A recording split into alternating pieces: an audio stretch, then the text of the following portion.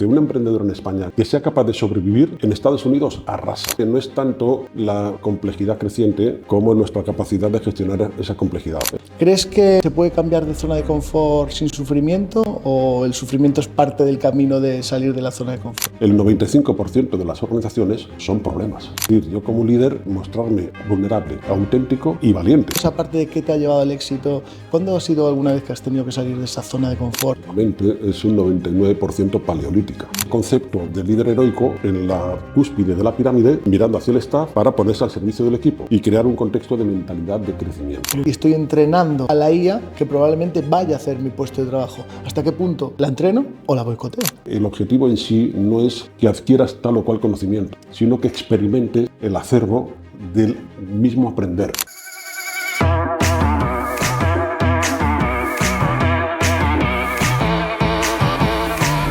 Bueno, pues bienvenidos a un nuevo capítulo de Welcome Tomorrow, el podcast de Kelea. Hoy la verdad que tengo especial ganas de este capítulo. Uno, porque es mi primer capítulo y me estreno como presentador. Y segundo, porque tengo una persona muy especial aquí conmigo, que conocí hace unos años y que la verdad que siempre es un placer pues, hablar con él y tener conversaciones.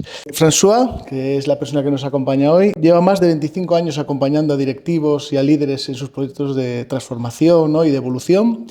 Es coach ejecutivo, formador, facilitador, experto en PNL.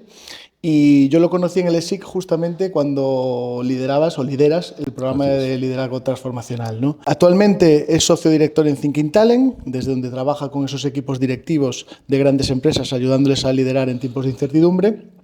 Y pues no ha perdido el tiempo en su vida y también es autor de libros como ¿Qué me impide dar feedback?, Justo tengo un problema, soy emprendedor en España o La cruz bizantina, ¿no? Y además colaboras con medios pues, como Expansión, 5 Días, El Economista, la ABC, donde hablas de liderazgo, toda la parte que tiene que ver con comportamiento directivo, etcétera, ¿no? Bienvenido, François.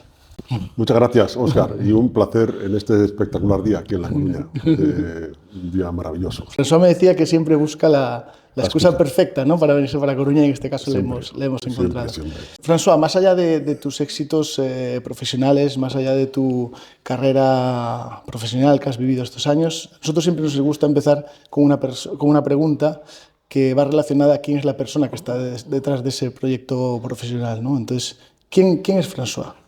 Sí, esa pregunta ya me la habías anticipado y me he hecho a temblar, porque es muy fácil caer en la autocomplacencia y a lo mejor pretender fingir una falsa humildad y tal, no sé qué, y entonces he intentado pensar, digo, bueno, si soy yo, ¿cómo me definiría? Pues yo te diría un aprendiz, un estudiante, veterano, eso sí, ya frisando más la edad de jubilación más que la edad de comenzar. Pero sí, si algo me anima estos últimos años es la voluntad de estar siempre inquieto, curioso y asombrado. Y esto es lo que más me define. Y con respecto a los temas que nos ocupan, que tienen que ver con el desarrollo directivo, que en el fondo es desarrollo humano, pues mucho más aprendiz todavía, porque cuanto más sé, más me doy cuenta de lo que aún me queda por conocer, que encima ni sé lo que es. Y que esto a veces es dramático. Sí, sí. Pero fíjate que, claro, siendo una referencia formativa para muchos, ¿no? Como lo ha sido para mí, pues esa actitud, ¿no? de siempre intentar ver el mundo con ojos de aprendiz, pues yo creo que es parte fundamental del liderazgo y parte fundamental de lo que tenemos que aprender los líderes, ¿no? Dentro de esa trayectoria, ¿no? donde llevas tantos años acompañando pues, esa gestión del cambio de líderes, ¿cómo han cambiado las conversaciones los últimos años con todo lo que estamos viviendo desde el contexto acelerado de la inteligencia artificial que nos está transformando en negocios, manera de liderar, manera de dirigir organizaciones? ¿Qué conversaciones han cambiado desde que ha aparecido este actor? No son las conversaciones que han cambiado, son las conversaciones que cambian. Es decir, el cambio es una constante que cada día nos obliga a estar reformulando qué es lo que está pasando, ¿no? Sí es verdad que están cambiando mucho las conversaciones y sobre todo las conversaciones a veces giran en torno un poco a los vagos temores. Es decir, cuando no sabemos muy bien qué va a traer algo, como por ejemplo la IA, es decir, dicho de otro modo, si me permites, me interrumpo a mí mismo para plantearlo desde otro lugar. incluso con el portentoso avance de la tecnología, hasta hace poco nos podíamos hacer una idea razonable acerca de lo que el futuro, aunque solo fuera el inmediato, podía traer, ¿no? Con la IA esto ha cambiado. Ahora ya no tenemos ni idea. No tenemos ni idea, ¿no?, de lo que se viene. Con lo cual, esto hace que la sensación de incertidumbre que ya experimentábamos hace años, esa sensación de aumento de la complejidad. Sí, de que cada vez había más variables que había que tener en cuenta. Cada vez se producen más cisnes negros, ¿no? Lo que contamos siempre, oye, pues eventos que nunca planteas que puedan ocurrir, de repente ocurren muchos y de forma continua, ¿no? Yo lo llamo policrisis. Y además policrisis interconectadas. ¿Por qué? Porque las crisis, digamos, no son solamente geopolíticas, sociales. Hay un marco social muy polarizado, como tú somos muy testigos de verlo. Digamos, la sensación de cambio climático, que yo tengo mis reservas con eso, porque el cambio climático hemos tenido siempre, nunca dejó de haberlo. Lo diferente es que estamos atravesando un periodo en el que este cambio climático tiene ya un impacto decisivo en nuestras vidas y por lo tanto tenemos que ser muy cuidadosos acerca de cómo nos adaptamos, cómo gestionamos esa parte. Independientemente, incluso aunque el cambio climático, porque hay mucha gente escéptica respecto a eso, pero lo que nos está afectando es la polarización entre las dos partes, las que son más escépticas y las que son más... Lo que nos lleva a la conclusión de lo interconectado que está todo. Por eso se llama policrisis, porque son muchas crisis y además esas distintas crisis lo que hacen es tener un gran impacto en el ámbito económico, en el ámbito tecnológico, en el ámbito, digamos, geopolítico. De hecho, estamos asistiendo a lo que yo creo que es un poco el fin de Europa como civilización, como la conocemos, y emerger a algo que no sabemos qué es, pero que esperamos que después de salir del fondo de la U, pues sea mejor. No, hay esa incertidumbre, yo creo que la hay mucho, ¿no? Y estamos viendo cómo en esta parte acelerada de transformación, de inteligencia artificial, del dato, de toda esa parte de las nuevas tecnologías, que realmente en muchos casos es lo que está disrumpiendo el mundo, cómo Europa pues tiene que definir mucho sus lugares y sus sitios, ¿no? Tuvo ocasión de hacerlo, pero al final, no lo sé, yo tampoco me voy a meter mucho en las dinámicas políticas. Yo tengo un poco la sensación, desde mi análisis de lo visto en la historia, que ya a partir de la Primera Guerra Mundial Europa empezó a ir perdiendo peso hasta prácticamente haberlo perdido, y además hemos sido muy testigos muy recientes del poco protagonismo que ha tenido Europa en la solución, por ejemplo, de la crisis de la guerra de Gaza, ¿no? Eso es. Y ahí hemos visto un papel irrelevante. Ahí estos son síntomas, son datos, cosas que están allí, que nos están diciendo, bueno, que esto es lo que queremos tener este nivel de protagonismo, o podríamos aspirar a otras cosas. Y estás viendo mucho mito alrededor de lo que se viene de la IA a nivel de liderazgo. ¿Ves ahí afirmaciones que se repiten, que identificas que probablemente no puedan ser verdad o que estemos ahora mismo... ¿Hay algún...? Es difícil. Es decir, sí es verdad que los gurús hoy están más en el paro que en otro sitio, porque la capacidad de prever ser futurista, lo que de ser futurista, de ver por dónde van a abrir las tendencias, se está convirtiendo en una habilidad muy complicada y ya yo creo que los gurús ya son gurús de un día. Sí, yo había visto que... No lo veo. Que la exponencialidad, ¿no? La exponencialidad es muy difícil de entender en el cerebro humano, es muy difícil de comprender y a veces la vivimos en partes, pues la exponencialidad económica, del interés compuesto, o sea, son cosas muy difíciles de entender para el cerebro humano. Y ahora estamos en el momento histórico donde más tecnologías exponenciales están de forma simultánea cambiando el mundo, ¿no? Entonces, el mundo a 5 o 10 años va a ser más acelerado que nunca y es muy difícil prever hacia dónde nos va a llevar toda esta... Sobre todo teniendo en cuenta que nuestra mente es un 99% paleolítica.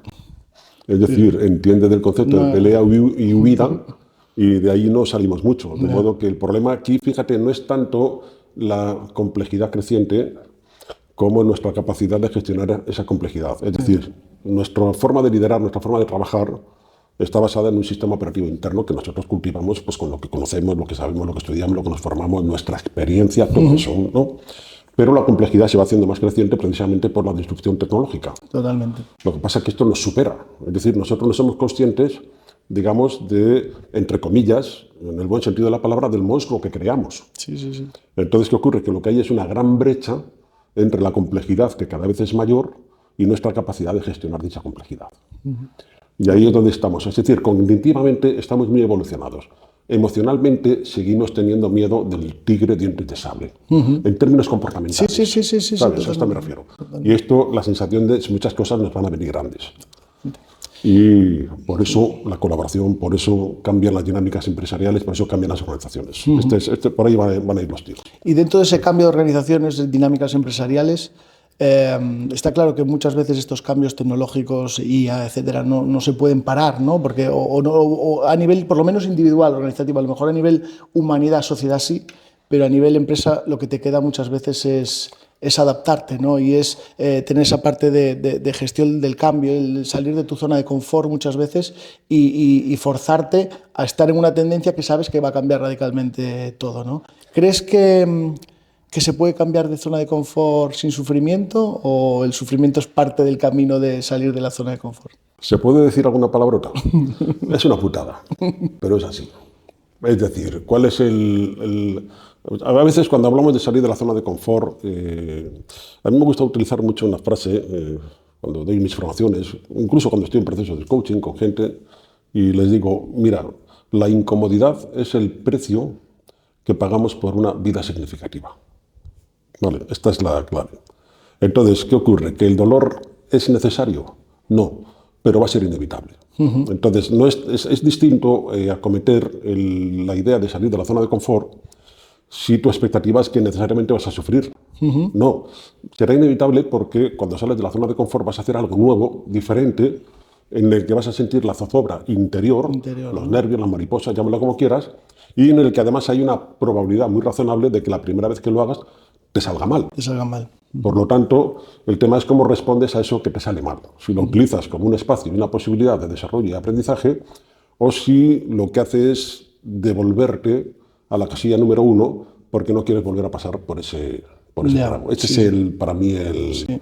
Hay un concepto que a mí me gusta mucho, ¿no? Que es el tema de la burbuja del éxito, ¿no? A veces el éxito te adormece, ¿no? El éxito te vuelve en una burbuja que dice, oye, si me salgo de lo conocido, si me salgo de lo que me ha traído hasta aquí, es muy probable que me entren inseguridades, que me entren miedos. ¿Qué le dirías a una persona, por ejemplo, que está en ese momento, ¿no? En el momento del éxito... En el momento del éxito, que sabe que le ha ido bien sí, hasta ahora, este momento, pero que tiene que radicalmente, pues por ejemplo, salirse de su zona de confort, pues para realmente... Pues, yo le diría, recuerda lo que te llevó al éxito. Y lo que te llevó al éxito es que tomaste decisiones, tomaste acción. Y cuando tomaste acción probablemente te sentirías ante el vértigo de saber qué resultado te iba a traer aquello que finalmente te trajo éxito. Recuerda esas sensaciones, sencillamente replica el modelo, porque tú sabes que estás saliendo de la zona de confort porque estás incómodo, estás irritado, no quieres hacerlo, te da miedo. Hay muchas maneras muy sintomáticas de darte cuenta de dónde estás. Entonces la invitación es, la promesa siempre está fuera.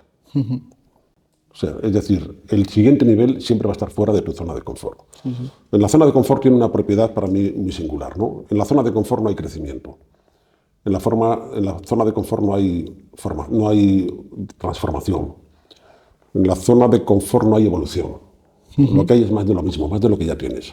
Que puede ser bueno o malo, porque a veces confundimos la zona de confort con estar en un sitio bueno, cómodo, pero la zona de confort es una parte fundamental de entender el concepto. Puede ser una zona de confort negativa, tóxica, que te perjudica totalmente, pero que es tu zona conocida, ¿no? El ser humano se enamora de sus propios dramas.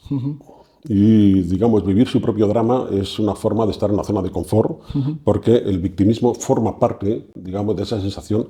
Entonces, la zona de confort se compone de lo que es habitual. Y lo que es habitual también no solamente son las, digamos, cosas cómodas que tienes tú en tu vida, sino también son tus comportamientos limitantes que, de alguna forma, te mantienen protegido de aquello que puedas considerar que pueda ser medianamente hostil, desconocido o inhabitual.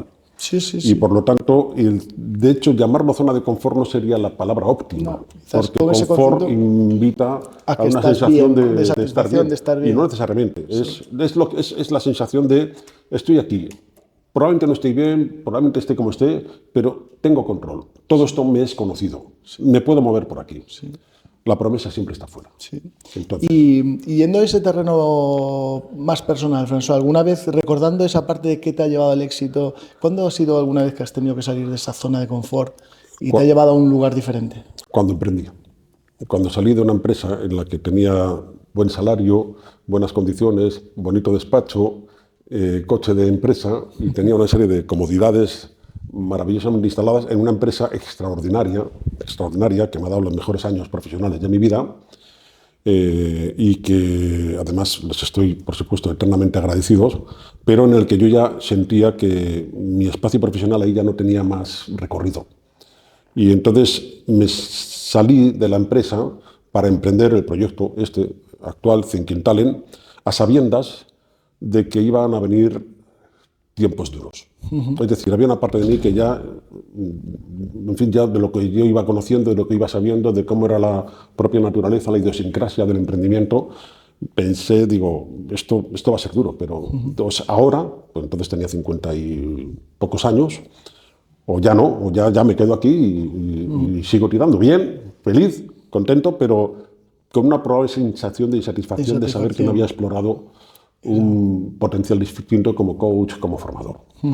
Y pasé las de Caín. Se confirmaron mis pronósticos. Y leeré tu libro. Houston, tengo un problema, soy emprendedor en España, donde todo lo que cuento, esta es la parte de estudio de Pilates, que no era mi propio proyecto, pero que ahí, de hecho, se ve mucho cómo de alguna forma nuestro país, amado país, querido país, España, pero es un ecosistema complejo para emprender. No es un ecosistema sencillo. Totalmente. Decía un amigo mío, con el que escribo, que dice, un emprendedor en España que sea capaz de sobrevivir en Estados Unidos arrasa. Sí, sí. O sea, él es muy conocedor de las dinámicas emprendedoras en los dos países. Sí. Yo recuerdo en una de tus formaciones, François, que pusiste una frase de Alvin Toffler, ¿no? Que decía que los analfabetos del siglo XXI no serán los que no sepan leer ni escribir, sino serán los que no sepan aprender, desaprender y reaprender, ¿no? Y yo creo que esa parte de salida de la zona de confort, esa parte de mentalidad de crecimiento en muchos casos, ¿no? que se necesita, y sobre todo de los líderes que necesitan transformar organizaciones, es fundamental en ese sentido, ¿no? Pero, y pensando en esa línea, ¿no? En una vorágine tan grande de contenidos, de tecnologías, de tendencias, ¿cómo una persona es capaz de filtrar lo que merece la pena o no merece la pena aprender? Y cómo no sentirse el burnout del reskilling, ¿no? Porque hablamos siempre de reskilling, ¿cómo no te...? Reskilling, upskilling, sí, todo. Fíjate, yo te diría, escribí hace un artículo que publiqué en LinkedIn que se titula textualmente La skill del siglo. Reconocerte incompetente y estar cómodo con ello. Este para mí es uno de los grandes desafíos del liderazgo. ¿Por qué? Porque precisamente debido a esa enorme complejidad organizacional, estructural, económica, tecnológica, geopolítica, claro, cuando un líder veníamos de una figura, hoy ya rancia, que era la figura del líder heroico, el CEO heroico, el tipo que tenía todas las respuestas, que tenía la experiencia, que tenía el conocimiento y que sabía lo que había que hacer en cada momento. Pero es que entonces, digamos, el número de stakeholders, por así decirlo, prácticamente eran dos, el empleado y el accionista. Y no había una mirada mucho más allá de esta figura. Claro, hoy es distinto. Precisamente toda esa complejidad hace que los líderes tengan que desarrollar una visión sistémica acerca de los sistemas que forman parte de los proyectos de los que él está liderando. Es decir, como líder de equipo no le basta solamente la interacción que tiene él con el equipo, sino tiene que observar la propia interacción del equipo en sí mismo. Pero también tiene que ver la interacción de ese equipo con otros equipos de la propia organización, cómo se relacionan, cómo se llevan producción con ventas, cómo resuelven los conflictos. Pero es que además están también los proveedores. Es que además está también el ámbito local donde opera, es decir, la propia comunidad donde desarrolla su actividad, también tiene impacto. Es decir, son líderes que tienen que desarrollar una mirada sistémica. ¿Qué ocurre? No puedes saber de todo. Si tú te empeñas en mostrar una imagen, digamos, del líder heroico, aquí estoy yo habilito la visión, yo habilito la dirección, te vas a encontrar un grave problema. La idea es, no lo sabes todo y estás bien. Y para este contexto que estamos viendo es necesario que no lo sepas todo y que te apoyes en tu equipo, en tu gente, tu competencia, en todo. Entonces, al final, en el ecosistema que tienes para sentir y tomar decisiones. Es la diferencia es estar más tiempo en el balcón y algo menos de tiempo en la pista de baile. Ten en cuenta que muchas veces justificamos nuestro trabajo con reuniones tediosas que son poco productivas. Justificamos nuestro trabajo con mirar el correo y ver los fuegos que tenemos que apagar hoy, ¿vale? Y en esa ibris, digamos, de actividad, pues parece que estamos haciendo un carajal de cosas y no es tanto, ¿no? Entonces tienes que salir, digamos, de ese marasmo, de ese enredamiento que te produce la actividad diaria, en la que te enredas, pero que no estás siendo muy productivo, para salir al balcón y dedicarte más tiempo a reflexionar, a pensar, a conectar, a desarrollar habilidades para conocer a tu equipo desde otro lugar, Totalmente, desde la empatía, totalmente. la compasión, crear entornos de aprendizaje, de colaboración. Totalmente. Como líder, ¿cómo puedes crear un entorno de tanta confianza donde tú como líder te permitas pedir feedback a los que te reportan para preguntarles, tíos, cómo lo estoy haciendo? Fíjate, muy distinto de esa visión del líder heroico que, vamos, eso de pedir feedback que estaba Totalmente, totalmente totalmente. fuera de Sí. contexto. ¿Qué diferencia crees que fundamental que hay entre un equipo que aprende por fuerza o por obligación a uno que aprende por cultura? ¿Y cómo plantearías esa transformación, ¿no? Es decir, ¿qué taller diseñarías para desarrollar esa mentalidad de crecimiento en un equipo de trabajo? Hay una gran diferencia entre un equipo de trabajo, un equipo de alto rendimiento y un grupo de personas que trabajan juntas. Son dos cosas completamente diferentes, ¿no? Claro, un equipo de alto rendimiento se caracteriza porque se caracteriza por varios factores. No vamos a entrar mucho en la dinámica del trabajo, vamos a ver más la parte de liderazgo. Porque es capaz se siente libre para contribuir. Pueden aportar ideas, aportan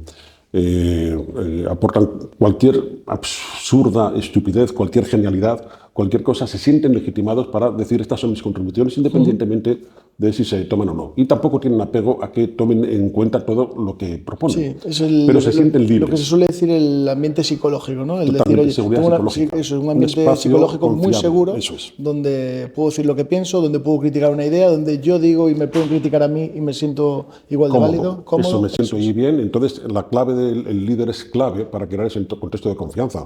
Porque como líder puedo tener un perfil personal que puedo intimidar. Y si yo intimido, aunque no sea mi intención, pero mi presencia intimida, mi forma de comunicar me intimida, no voy a crear ese contexto confiable. Totalmente. Si yo me cuido de mi propio interés como líder, en vez de mirar el servicio que tengo que prestar a mi equipo, ya mi liderazgo se pierde, hace aguas, porque estoy ocupado de mi interés. Entonces, ¿cómo creo yo un contexto de seguridad psicológica suficiente para que la gente se sienta libre de opinar, libre de contribuir, libre de aprender? Y al mismo tiempo, cómo yo soy capaz de habilitar la dirección y crear un sentido de conexión con el propósito por el cual estamos todos unidos aquí. Claro, la labor del líder es desapegarse de ese concepto de líder heroico en la cúspide de la pirámide, mirando hacia el staff para ponerse al servicio del equipo y crear un contexto de mentalidad de crecimiento. Es decir, no mentalidades fijas. Aquí estos dos conceptos son interesantes. Entramos en ello porque a mí me parece súper interesante ver esa diferencia. Claro, ¿no? la mentalidad fija impide cualquier posibilidad de desarrollo y crecimiento. ¿Vale? La mentalidad fija es la, digamos, creencia determinista de que estamos configurados de una determinada forma como sistema operativo interno y que esta forma de ser que se va desarrollando entre la infancia, adolescencia y juventud ya va a estar viajando contigo toda tu vida. Sin más margen de cambio. Sin romper paradigmas ni cambios. Sin romper paradigmas ni cambios, ¿no? Claro, si tú planteas esto, poca gente se reconocería en tener mentalidad fija. La trampa está en los comportamientos. Pues vamos a un evento y nos sentamos en el mismo sitio que nos hemos sentado ayer. Por ejemplo, ahí ya tienes la mentalidad fija. O tengo una conversación difícil pendiente contigo y no la abordo porque no quiero poner en peligro la relación contigo, que está de buen rollo y total, ¿para qué le voy a incordiar con esto? Y a lo mejor que a veces se confunde la seguridad psicológica con ese concepto, de no decir lo que se piensa, de no ser esa parte de... Totalmente. ¿no? La seguridad psicológica es habilitar a la gente para que diga lo que piensa, se sienta libre de compartir, libre de contribuir y libre de desafiar el estatus. Aunque genere un conflicto, porque la parte de los conflictos son sanas en esa mentalidad de crecimiento. Otro paradigma a romper. El conflicto no es un problema. El conflicto es un trabajo. Es decir, el 95% de las organizaciones son problemas. Sí. El 95% de lo que haces en una organización son problemas. Es resolver problemas, sí. Y estás ahí resolviendo. Entonces resulta que te sientes muy habilitado, muy legitimado para lidiar con tu cliente y tal, no sé qué, los conflictos, los precios, los pedidos, cualquier cosa, y luego de repente darle feedback a un compañero tuyo o a tu jefe, se te hace un mundo porque has creado un buen rollo, pero ese buen rollo no es más que una armonía artificial, que es así como lo explica Patrick Lencioni, es un autor para mí muy celebrado en temas de trabajo en equipo. Y las disfuncionalidades de un equipo, ¿no? Exacto, las disfunciones, que por eso es importante crear ese espacio de confianza real. Es decir, yo como líder mostrarme vulnerable, auténtico y valiente. ¿Valiente por qué? Porque la vulnerabilidad exige coraje. Sí, sí, totalmente. Lo más fácil es aparecer del personaje. Una imagen, yo qué sé, me da igual que sea de autogracia o de seguridad o de lo que sea. Sí, sí, sí. Es Pero el un líder más líder vulnerable que te inaccesible. llegue y te digan, chicos, tenemos este follón, ¿cómo lo arreglamos? Porque yo no tengo ni idea. Totalmente. Y todavía está por ver que aparezca ese líder. Y dentro de ese liderazgo, ahora en el que los algoritmos, pues ya se habla de que deciden estrategias, que deciden, que te generan esa parte de resolución de problemas en muchos casos, ¿qué crees que hace insustituible a un ser humano como líder? ¿O que perdurará en los próximos 10 años dentro de los líderes? ¿Esos líderes perdurarán porque tienen una cualidad frente a esa inteligencia artificial que nos amenaza? La empatía, la compasión, la autenticidad, Sí, son cualidades muy la humanas. creatividad. Es decir, la IA puede ser muy creativa, estamos de acuerdo, pero la IA no podrá ser nunca una creatividad absurda, o disparatada, o ingenua. Esos atributos son humanos. Y esto marca mucho la diferencia. Sí, sí, totalmente. ¿Y qué te gustaría, tú que das muchas formaciones, que trabajas mucho con esos líderes dentro de las organizaciones, qué pregunta no te hacen y te gustaría que te hiciesen más? Es una pregunta puñetera. Hay muchas preguntas. Y yo las preguntas que me gustaría que me hicieran son las que tuvieran que ver con ellos mismos y su proceso. Me explico. Tío, ¿cómo puedo hacer para salir deliberadamente de la zona de confort y aceptar el peaje que tengo que pagar si quiero crecer como líder?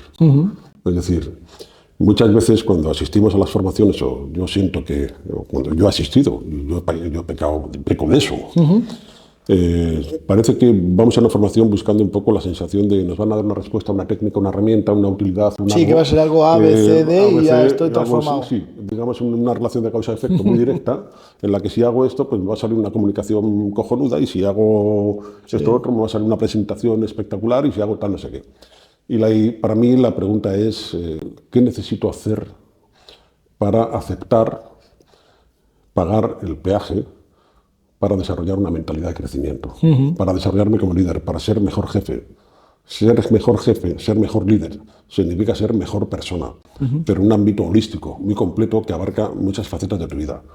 Y a veces nuestro apego Sí, a veces no es tanto a la posición lo que tengo que incorporar, sino lo que tengo que dejar soltar. atrás. Es soltar, lo que tengo ¿no? que soltar. Básicamente es qué necesito hacer para soltar. ¿Qué necesito de mí?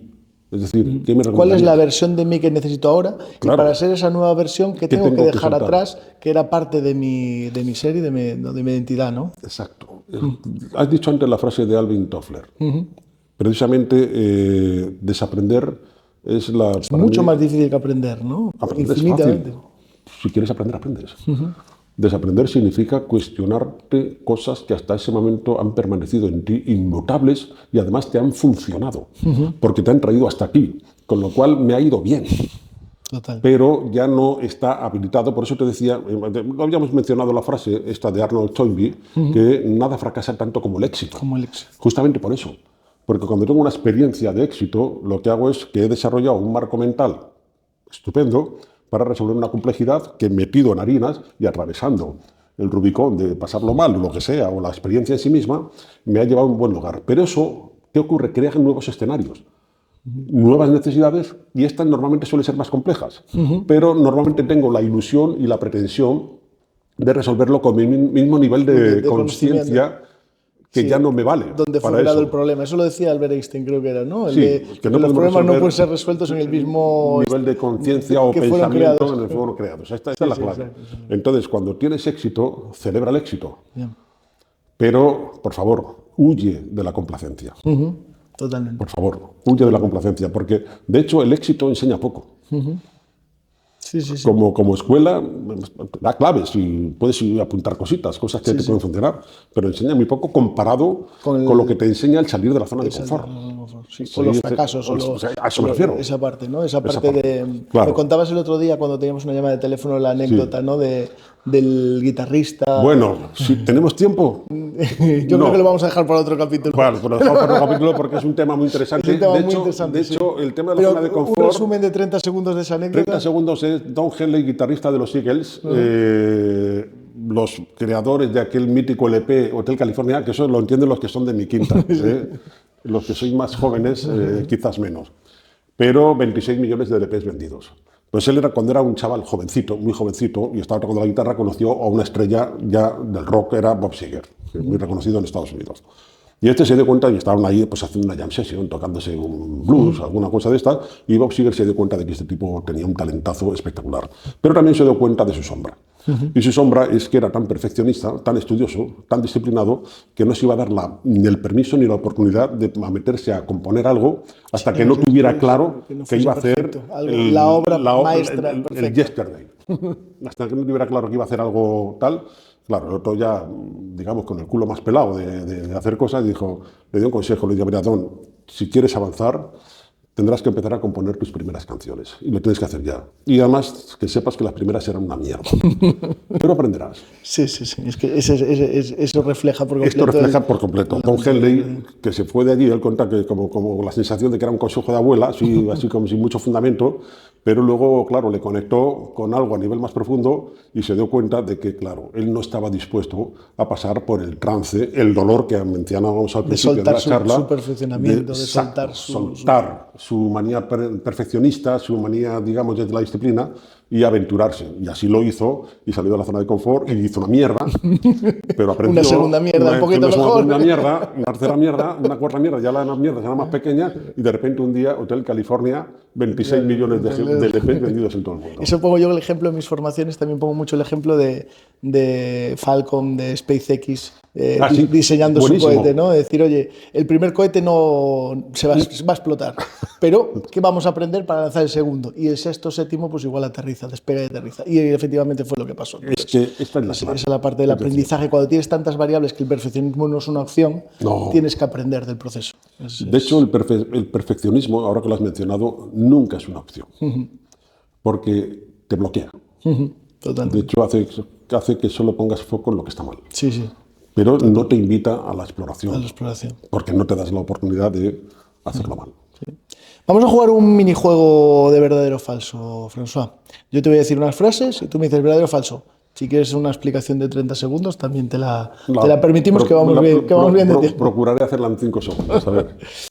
La IA eliminará más jefes que empleados. Verdadero, pero eliminará a los jefes, a los malos jefes, a los empleados vagos y a los empleados y jefes que se dedican al rollo del político en las empresas. Esto se los cepillará a todos. Muy bien. Cuantos más datos tiene una empresa, menos escucha a las personas. No sé, puede ser verdadero y puede ser falso. Dependerá mucho del contexto organizacional. Ahora, yo diría lo siguiente, para cambiar un poco la afirmación y estar de acuerdo en que es verdadera. La combinación de datos, Big Data, y escuchar a las personas no multiplica, eleva. Es decir, es exponencial. Entonces, trabaja con datos, tenemos muchísimos, están a nuestro servicio y además escucha a las personas. Esa combinación será siempre muy poderosa. Genial. Para crecer en un contexto profesional es más importante desaprender que aprender. Creo que esto ya casi lo hemos comentado, ¿no? De hecho, necesitas desaprender para poder aprender. Es decir, necesitas vaciarte de contenidos que han quedado obsoletos, diferenciando bien obsoleto de anticuado. Obsoleto es algo que ha perdido ya eficacia por antiguo, mientras que anticuado, yo tengo una cafetera italiana que puede ser que sigue funcionando está perfecta, de lujo, ¿no? más antigua y tal, y está estupenda. Entonces hay que diferenciar ese matiz. Qué bueno. Por supuesto, desaprender es absolutamente crítico. En el futuro, los mejores líderes serán los que mejor conversen con las máquinas. En el futuro, los mejores líderes serán los que conversen con las personas y sean capaces de desarrollar conversaciones cruciales, conversaciones poderosas, conversaciones difíciles. La clave es que una empresa es un sistema, digamos, es un sistema conversacional. De hecho, si me puedo extender un segundo. Claro, por supuesto. Yo te diría, ¿qué porcentaje de tu tiempo de trabajo lo dedicas a interaccionar con otros? No, en mi caso el 90%. Somos sistemas conversacionales. La clave está en trabajar las relaciones. Y esto es lo que diferencia del tiempo del que yo vengo, porque soy veterano, en el que un líder me decía las tareas que tenía que hacer y se acababa la conversación. Y cuando terminaba mi tarea me marchaba. Totalmente. Y el mundo se ha hecho lo bastante complejo para entender que somos sistemas conversacionales. Muy bien. Y la última, el miedo a perder poder frena más proyectos de IA que la falta de presupuesto. El miedo a perder. Sí, se habla mucho de el miedo a perder el poder o el puesto de trabajo incluso, ¿no? Porque se habla mucho de, oye, la IA nos va a acompañar como un copiloto, etcétera, pero al final hay un miedo a perder el empleo muy grande alrededor de la IA y en muchos casos será real, ¿no? Entonces, ¿cómo ves tú ese enfrentamiento de las empresas a cortar proyectos de IA por el miedo a la pérdida de trabajo? Vamos a ver. O boicoteo, porque claro, boicotear los proyectos desde el punto de vista de la gente que se va a ver afectada, ¿no? Te pongo un ejemplo, ¿no? Soy una persona que está en un puesto y estoy entrenando a la IA que probablemente vaya a hacer mi puesto de trabajo. ¿Hasta qué punto la entreno o la boicoteo? Claro. Yo entiendo el temor si yo me viera en la tesitura de que la IA me puede quitar el puesto de trabajo, pero ¿cuál es la realidad subyacente que a veces nos cuesta reconocer?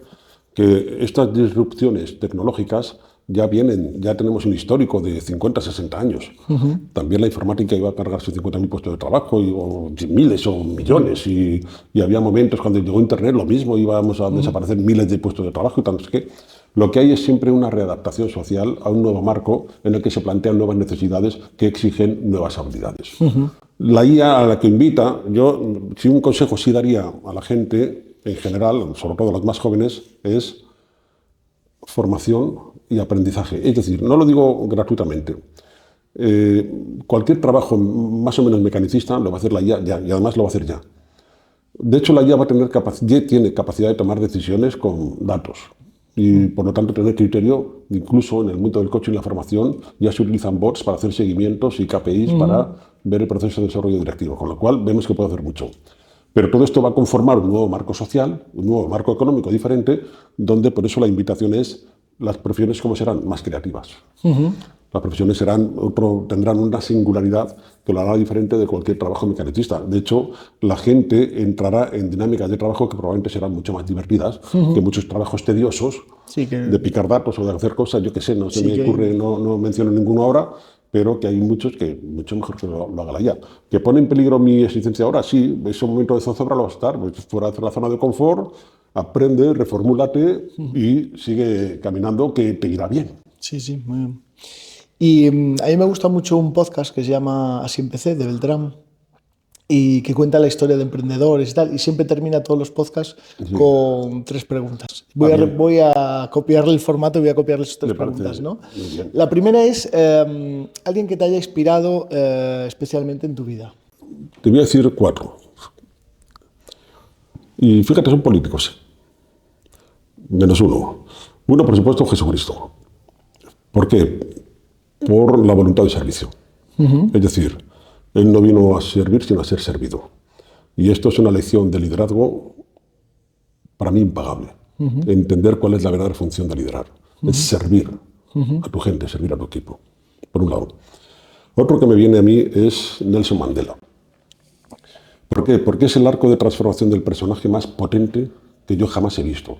De la transición de un terrorista, que fuera en sus años jóvenes, aunque no llegó a cometer, digamos, delito de sangre, pero sí estaba en una organización, digamos, que utilizaba la violencia, a convertirse en el libertador de toda una nación, reconciliando a, digamos, a la comunidad blanca de apartheid, racista y muy dura.